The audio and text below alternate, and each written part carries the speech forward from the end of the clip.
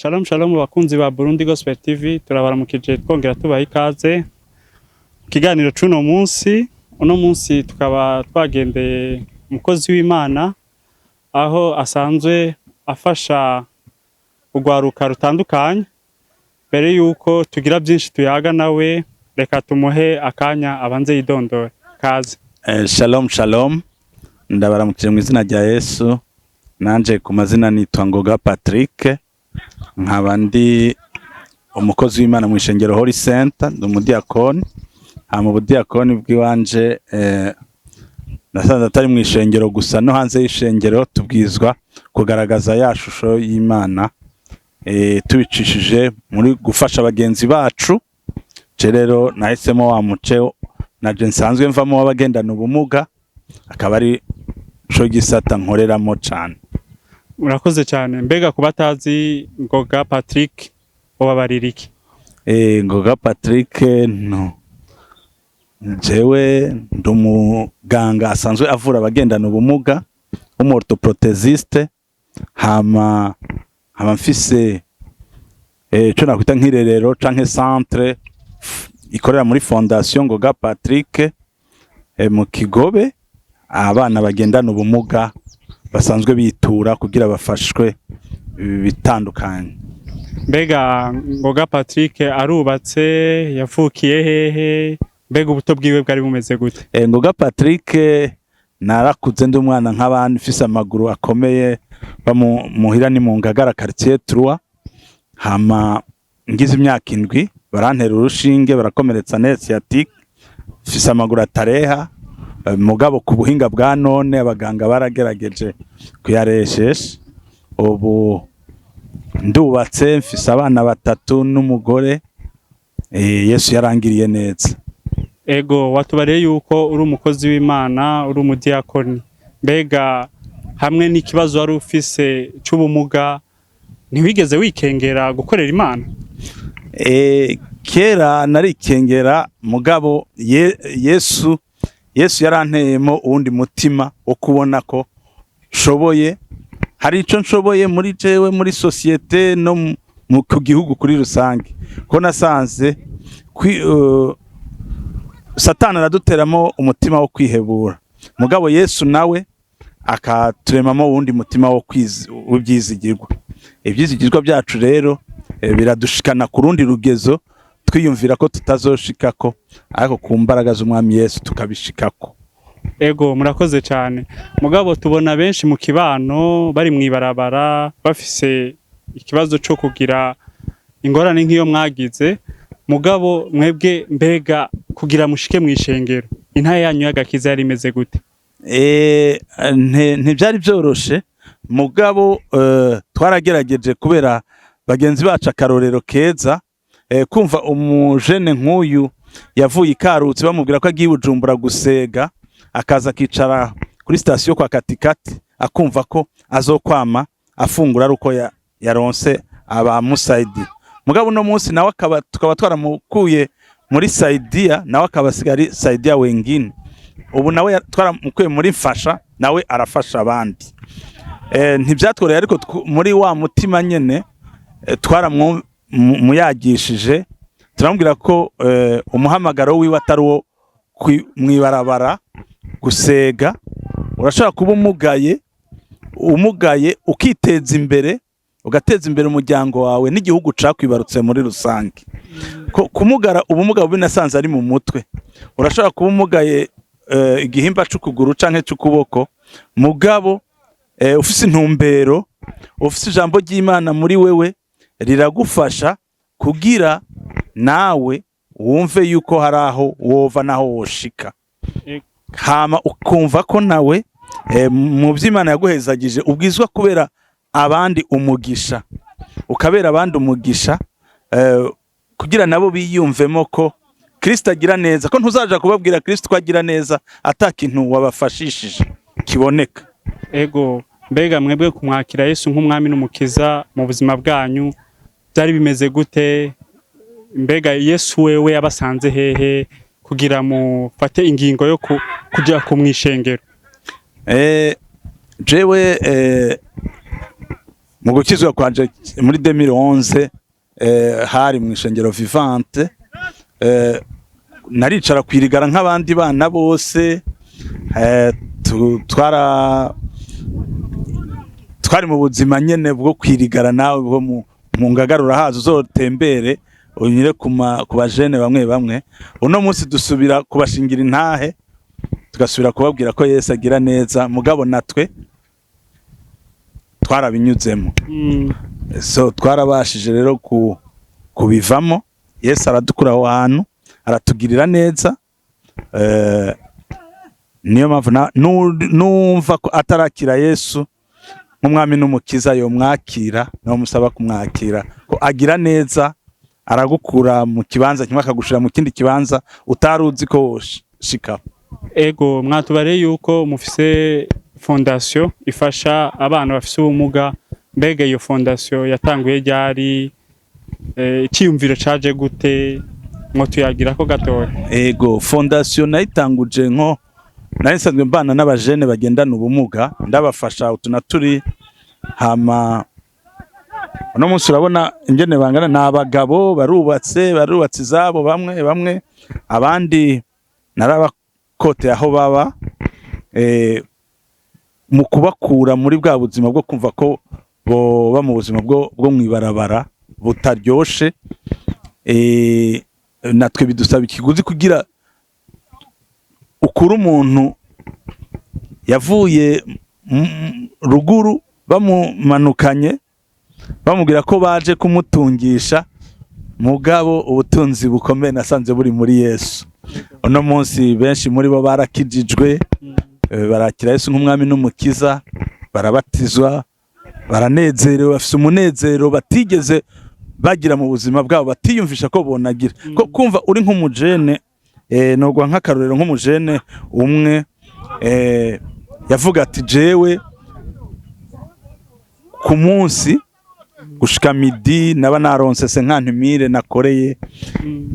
Aba bajene twama duhura nabo mu Bugarama, bariko baramanukana imifuko, bamanukana ibitoke, abamanukana imifuko y'amakara, baje Bujumbura mu gatondo.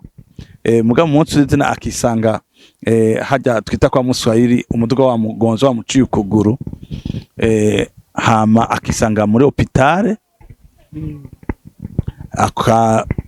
akasanga nta muntu yasubira babagenzi biwe, babandanya ya mirimo ya minsi yose, wewe agahera muri hopitale.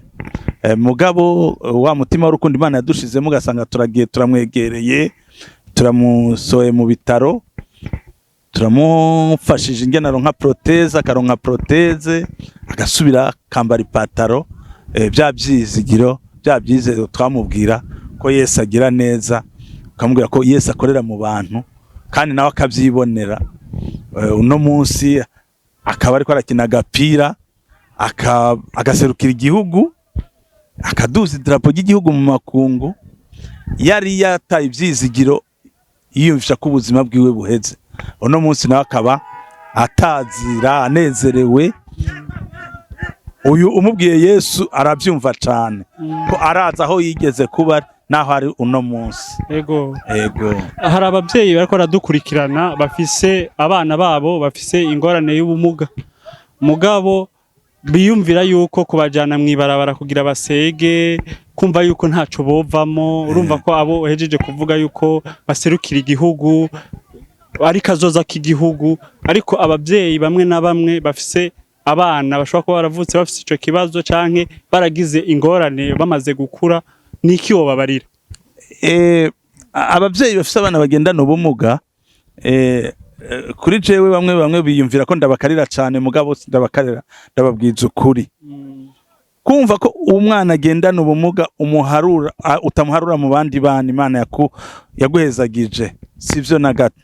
Umwana agendana ubumuga n'umwana nk'abandi. Umwana agendana ubumuga ariga akaminuza, umwana agendana ubumuga so gutwara mwibarabara hajya muri ville. Iyo ngendo turiko turayisaba ko bobihagarika, abakiri muri uko kumva ko umwana agendana ubumuga ari gutwara kwa Siyoni gusega mu isoko, babihagarike, ko leta irabafasha begere ubushikiranganje barabafasha, begere amasantre atandukanye za Senkizito, za Senare, amasantre menshi ariko arafasha kugira abo bavyeyi bahebeye ngendo yo gutwara abana mwibarabara.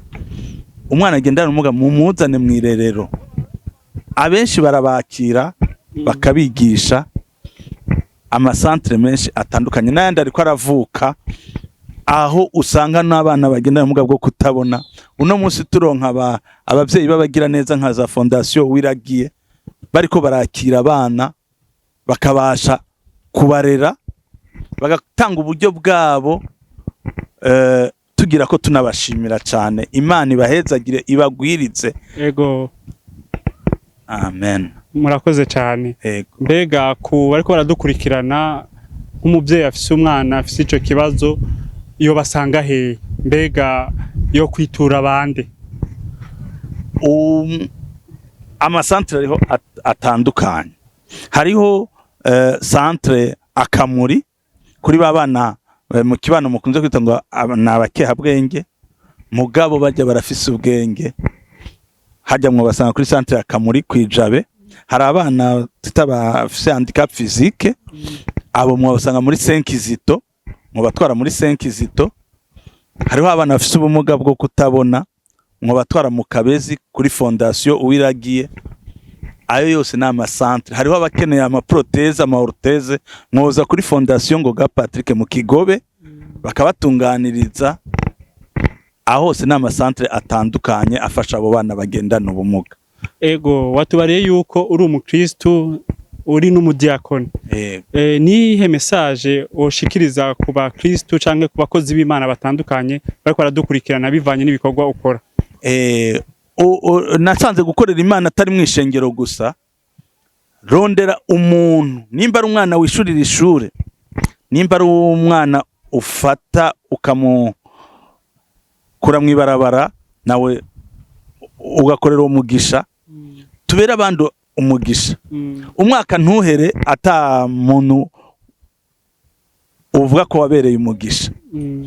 Kwama turi mwishengero, yego sindavyanse, mugabo turondera no muri bajya bo mwishengero nyene. Harimo abafise ingorane, umwegere urabico mfasha ko naho wotanga iyo 1000 francs, cyo gihumbi kiwawe kirafasha umuntu akava uno munsi rikarenga iby'uwo munsi. Aba bana bari ngaha uriko urabona bajya bajene, nimba uri umukristo ukaba Imana yaguhezagije iyo mifuko ibere y'umuceri canke ingo, utwegere ubashikirize. Hajya Prince wakubwira Imana iguhezagire, urahezagirwa. Ego. Mbega nk'abana bavuze yuko ufasha, harushobora kuraba akavuga ati mbega no je nkene kumufasha, kumushigikira. Ego. Yo basanga hehe, byogenda gute? Teo dusanga mu Kigobe, imbere ya Rwakarede niho dukorera. Nimero ziwacu ni 61 71 02 canke 79 20 55 56.